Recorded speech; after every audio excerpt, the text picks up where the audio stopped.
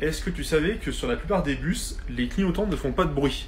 Alors viens, je vais te montrer ça en direct et te dire surtout pourquoi. En effet, regarde, si je mets mon clignotant, mettons à droite par exemple, donc tu vois là il s'active, mais pas comme les voitures, on n'a pas de bip en fait, si tu veux.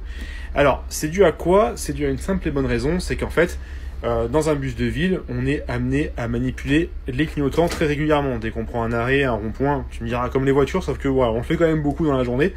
Et par conséquent, s'il y aurait un bip constant, ça serait un coup à se casser littéralement les oreilles. Maintenant, il faut quand même savoir que des bus l'ont quand même. Par exemple, les Mercedes Citaro, par exemple, ou encore certains Solaris.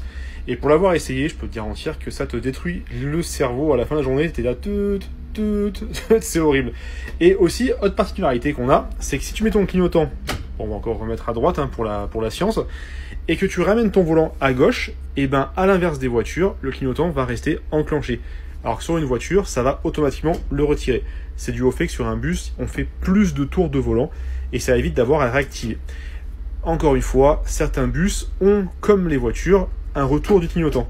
Et c'est un peu galère, ça veut dire que quand tu conduis, tu dois le mettre, et dès qu'il s'enlève avec ta main, tu vois, il revient, et tu le repousses avec ta main comme ça à chaque fois. Et c'est un peu galère.